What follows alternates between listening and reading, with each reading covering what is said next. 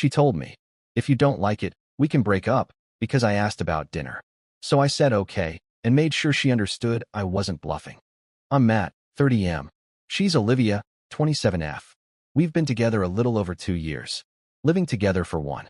The apartment is mine. Lease, utilities, internet, everything. But somehow, over time, it started feeling like I needed permission to exist in it. This all started over dinner. Or rather, the lack of one. I'd gotten home late from work. Long day, meetings stacked on meetings, brain fried. Olivia had been home since mid-afternoon. I walked into the kitchen and saw exactly what I expected. Nothing cooking, sink empty, takeout menus scattered on the counter like evidence of intent without follow-through. "Hey," I said, neutral. "Did you end up making anything?" She sighed dramatically, like I'd asked her to solve climate change. "No, I didn't feel like it." "Okay," I said. "Could you maybe make something? Or we could cook together." That's when she dropped the line. "If you don't like it, we can break up." Just like that. No build-up. No emotion. Just a threat she'd clearly used before. Maybe with other guys. Maybe with me, and I'd blocked it out. A conversational nuke meant to shut everything down. I stood there for a second, waiting for the punchline. Nothing. She finally looked up, annoyed. "What? I'm not your mom. I don't owe you dinner." "I didn't say you did," I replied. "I just asked." "And I answered," she snapped. "If you don't like how I do things, we can break up." Something clicked then. Not anger. Not sadness. Just clarity. The kind that feels cold and steady. "Okay," I said. Her eyebrows lifted slightly. "Okay, what?" "Okay," I repeated. "If that's what you want." She smirked, already turning back to her phone. "Good. Then stop complaining." She thought she'd won. Thought this was me backing down. What she didn't realize was that I had just taken her very seriously, for the first time. And once you do that, there's no going back. That night, she acted like nothing happened. That's what really sealed it for me. She ordered takeout for herself, Thai, extra spicy, the kind she knew I didn't like, and ate it on the couch, feet up, watching reality TV with the volume too loud. She didn't ask if I wanted anything. Didn't offer to share. Didn't even acknowledge that dinner, the thing that supposedly wasn't a big deal, had somehow turned into a line in the sand. I made myself a sandwich and ate it standing at the counter. She glanced over once. "See," she said. "Problem solved." I almost laughed. Later, when she went to bed, I didn't follow. I sat on the couch in the dark, phone in my hand, replaying the moment over and over. "If you don't like it, we can break up." She'd said it like a threat, but also like a dare. Like she was so sure I wouldn't take her up on it. I realized something uncomfortable. She'd used that line before. Different wording, same message. Anytime I asked for help. Anytime I brought up imbalance. Anytime I wanted something small. Effort, consideration, partnership. And every time, I'd backed off. Apologized. Tried to be chill. Not tonight. I didn't storm around. I didn't pack dramatically. I just opened my laptop and started making a list. Things in my name. Accounts. Access. Contacts. Spare keys. By midnight, I'd scheduled a locksmith for the next morning. Earliest slot. Cash. She rolled over in bed and mumbled, "Love you," half asleep. I didn't answer. Instead, I typed one last thing into my notes app. She offered a breakup. I accepted. Then I closed the laptop and slept on the couch for the first time in a year. Best sleep I'd had in months. Morning came quietly. Too quietly. I woke up to the sound of Olivia humming in the shower like it was any other weekday. Like she hadn't casually suggested ending a 2-year relationship over a basic request, and then gone to sleep expecting things to reset by morning. I stayed on the couch and listened. She came out wrapped in a towel, stopped short when she saw me sitting there, already dressed. "You okay?" she asked, suspicious more than concerned. "Yeah," I said. "Just up early." She shrugged and started getting ready for work. Normal routine. Coffee brewing. Makeup mirror out. She talked about her day like nothing had happened. Complained about a coworker. Asked if I'd seen her black heels. I answered politely. Briefly. At one point she said, "By the way, I might be late tonight. Don't wait up." That was when I knew for sure. She still thought she was in control of the timeline. At 9:12 a.m., she grabbed her bag and headed for the door. She kissed me on the cheek, quick and automatic. "Don't be grumpy later," she said lightly.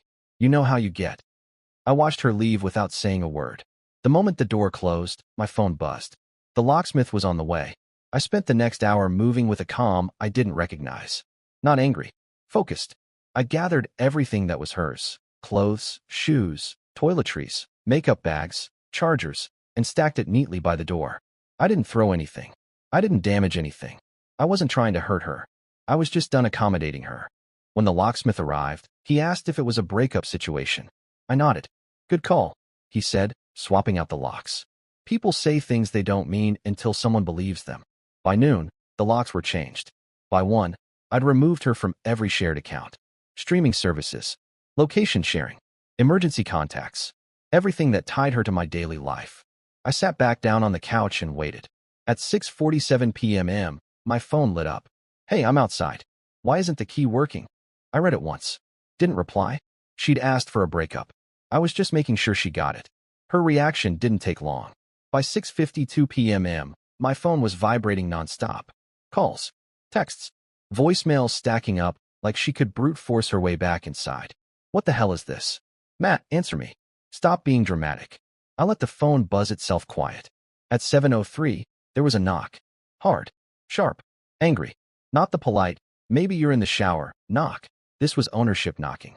The kind that assumes the door will open because it always has. I stayed on the couch. Another knock. Louder. Matt, she yelled through the door. Open this right now. I didn't move. My phone lit up again. You think this is funny? You can't just lock me out. This is my home too. That one almost made me smile. Almost. I finally replied with one sentence. You said we could break up. Silence.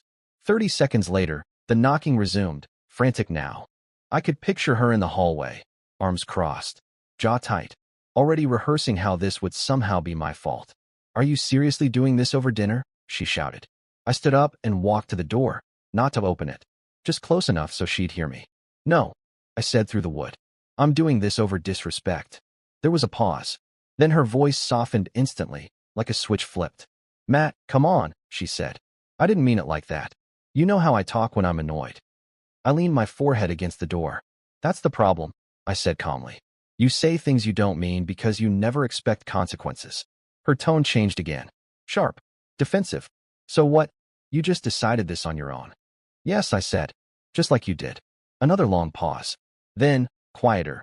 You're actually breaking up with me. I already did, I replied. She didn't knock again after that.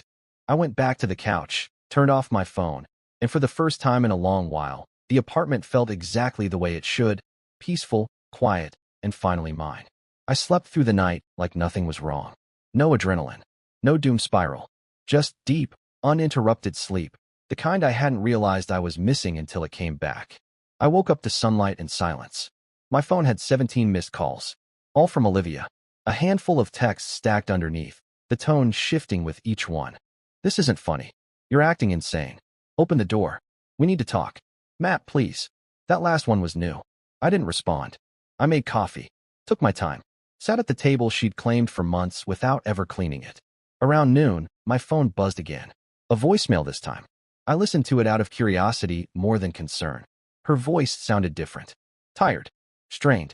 I didn't think you'd actually do this, she said. I was just mad. You always know that. You're really going to throw everything away over something so stupid? There it was. Stupid. As if respect was optional. As if partnership was a favor. I deleted the voicemail.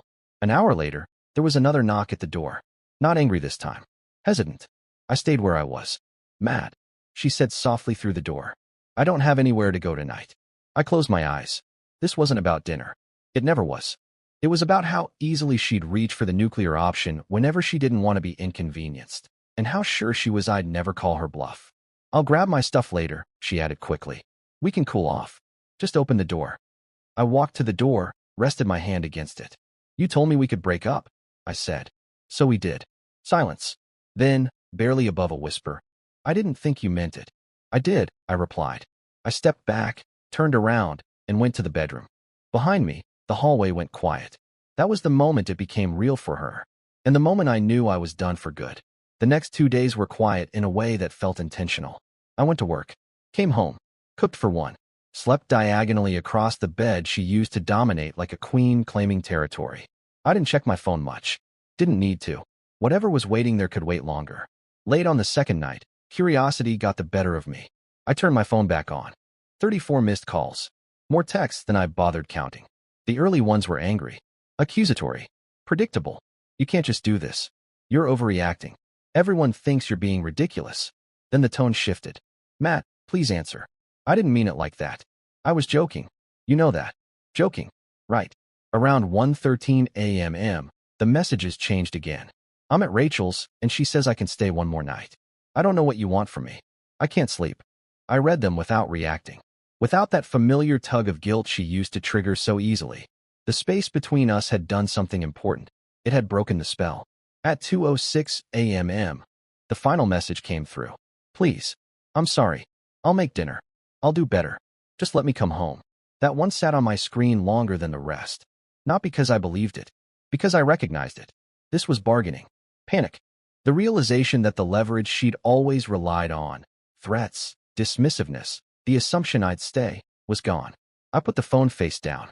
I slept through the night. When I woke up the next morning, sunlight filled the room. No knots in my stomach. No sense of waiting for the next conflict to drop. Just peace. She'd asked for a breakup like it was a joke. I'd accepted it like an adult. And that difference changed everything. By the third day, the narrative had shifted.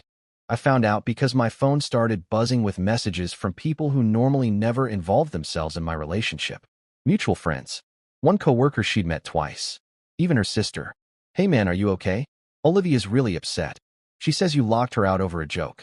A joke. That's what it had become now. I didn't correct anyone. I didn't defend myself. I'd spent too long explaining my reactions to someone who never listened unless it benefited her. I wasn't about to start auditioning for public opinion. That afternoon, there was another knock. Not aggressive this time. Soft. Careful. I checked the peephole. Olivia. Different look. Hair pulled back. No makeup. Hoodie that used to be mine. She looked smaller somehow. Not physically, but emotionally. Like she'd finally run out of certainty. Matt. She said quietly through the door. Can we please talk? I didn't open it. I know I messed up, she continued. I shouldn't have said that. I was tired. I didn't mean it. There it was again. Didn't mean it. You say things you don't mean, I replied through the door. Because you don't expect consequences. She swallowed hard. I didn't think you'd take it seriously. That's the problem, I said. I did. Her voice cracked. Just a little. I don't understand how you could just flip like this. I leaned against the wall, eyes closed. I didn't flip. I finally stopped bending. Silence stretched between us. I'll change, she said. I swear. I won't say stuff like that anymore. I believed she believed that. In the moment. But I also knew the pattern. Apology when leverage is gone. Promises when comfort is threatened. Reset once stability returns. I'm not interested in promises, I said calmly. I'm interested in peace. She let out a shaky breath. So that's it. Yes. She stood there for another minute, like she was waiting for me to change my mind. When I didn't, she turned and walked away. I watched through the peephole as she disappeared down the hallway. And for the first time, I didn't feel guilty. I felt resolved. The quiet settled in after that. Not the awkward quiet that feels like waiting. The real kind. The kind that doesn't ask anything of you. I cleaned the apartment that evening. Not out of nervous energy, but because I wanted to. I threw out the half-used candles she insisted were a vibe. Cleared the fridge of things I never liked, but learned to tolerate. I moved furniture back to where I wanted it before everything had slowly shifted to suit her preferences. It was strange how much space came back once she was gone. That night, I cooked dinner. An actual dinner. Not a sandwich. Not takeout. Just something simple. I ate it at the table instead of on the couch, phone face down, TV off. No commentary. No judgment. No threat hanging in the air disguised as humor. Around midnight, my phone buzzed again. One message. I can't believe you're really okay with this. I stared at it for a long time. She still thought this was about winning. About pride. About stubbornness. She couldn't comprehend that peace might actually feel better than being right. I typed a response. Deleted it. Typed again. Then I locked my phone and went to bed. For the first time since she'd moved in, I slept in the center of the mattress. No edge of the bed posture. No bracing for a sigh or a fight or a comment in the morning. When I woke up, there were no new messages. That was when it hit her. Not the breakup. Not the locks. Not the silence.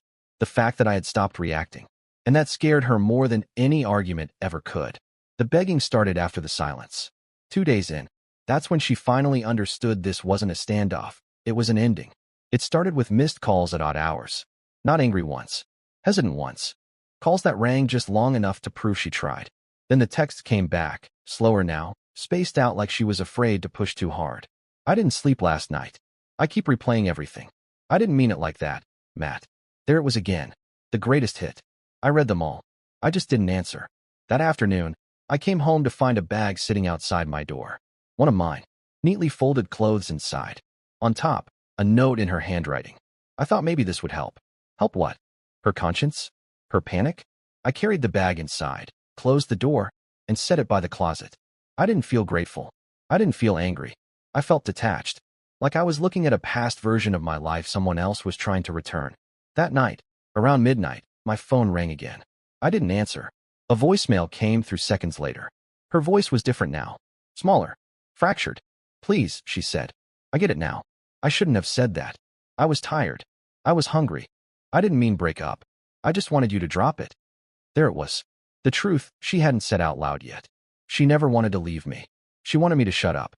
I didn't think you'd actually do it, she whispered. I didn't think you'd actually be okay without me. I listened to the rest in silence. Then I deleted it. I went to bed, and while she lay awake somewhere else, bargaining with a choice she thought she controlled, I slept peacefully alone. It's been a week now. That matters, because a week ago I would have been checking my phone every 5 minutes, waiting for the next mood swing, the next demand disguised as a joke, the next moment where peace depended on me letting something slide. None of that exists anymore. The apartment feels different, not emptier, just quieter in a way that doesn't ask anything of me. No tension humming under the surface. No sense that one wrong sentence could turn into a breakup threat tossed out like punctuation. I ran into a mutual friend yesterday.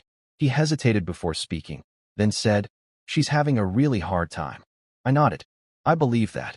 He waited, like there was more coming. Like I was supposed to feel something specific. I didn't. Because here's the thing I didn't understand until it was over. People who casually threaten to leave don't expect to be taken seriously. They expect fear, compliance, silence. They expect you to scramble to prove you're worth staying for. When I said, okay, I didn't raise my voice. I didn't argue. I didn't dramatize it. I just accepted her terms. She thought dinner was the issue. She thought the locks were the punishment. She thought silence was cruelty. She was wrong. The issue was the moment she treated our relationship like leverage. The locks were just logistics. And the silence? The silence was peace. 2 nights after she begged, I slept 8 hours straight. No dreams. No knots in my chest. Just rest. The kind that only comes when your life finally belongs to you again. She asked for a breakup like it was a threat. I gave her exactly what she asked for. And kept it. And I don't regret it.